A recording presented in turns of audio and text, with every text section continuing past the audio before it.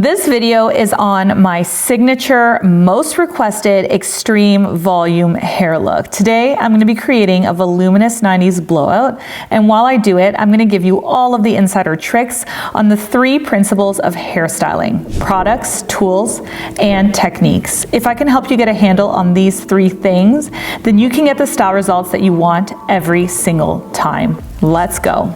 Let's start by talking a little bit about washing your hair for the end result that you want. Everything starts with your shampoo and conditioner. When you're washing your hair, you're going to choose a product based on 2 things. The first thing is your hair's density and thickness, and the second thing is the end result that you want. If you have thick or dry hair, you need to choose a product that will focus on increasing the moisture levels in the strands and to help control for frizz. If you have thin, fine hair, then you likely want to choose based on increasing volume and reducing weight. I could do an entire video on choosing the right shampoo for you, so if you want that, leave it in the comment section below. Let me show you what I use today though. My hair's thickness is fine, which means that the individual strands of hair are skinny, but my density is medium, which means I have an average amount of hair per square inch of scalp. When I use something too dense, my hair gets weighed down because the strands are so skinny, so they just can't support the weight. That's why whenever I'm doing a voluminous look, I try to choose products that say things like volume, lightweight, or body on the bottle.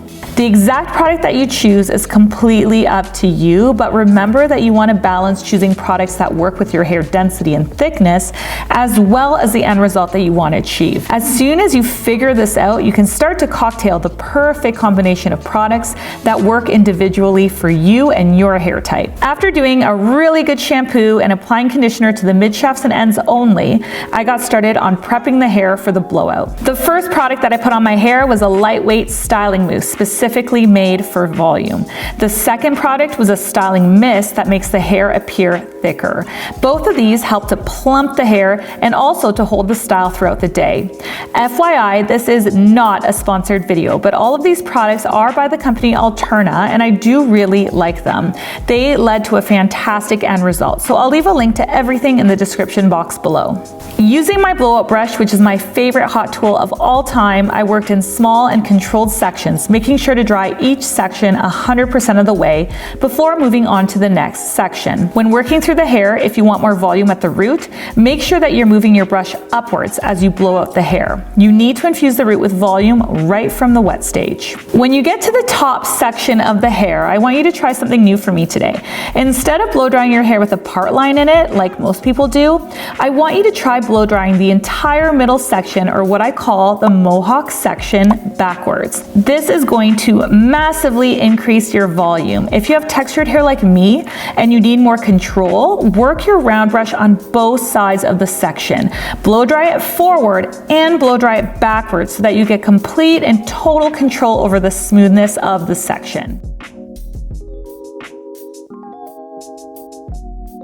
Now we can place some Velcro rollers in. The mohawk section really is the most important place to put Velcro rollers. So if you're in a rush, just place them in this section and you're still gonna get a great result. The purpose of using these is to set the volume in place so that the hair stays fuller looking for a longer duration of time. Here's an important tip. When you're putting them in, to maximize your volume, make sure to comb the hair totally forward instead of up from the head. When you brush the hair forward, you are rolling the roller down on top of its base, which will create the maximum amount of lift from a roller set. If you have a little extra time, you can also put rollers in on the sides. On this day, I wanted to have my face framing layers curve inwards towards the face, so I took my rollers and I positioned them so they were moving the hair forward. I added a couple more rollers in behind that first one, and then I was good to go. To get the absolute most out of your rollers, you need to heat them up. Hair is malleable when it's warm, and it sets its shape when it is cool. The easiest way to do this without blowing the rollers around is to use a diffuser attachment and set the temperature to high and the speed to low.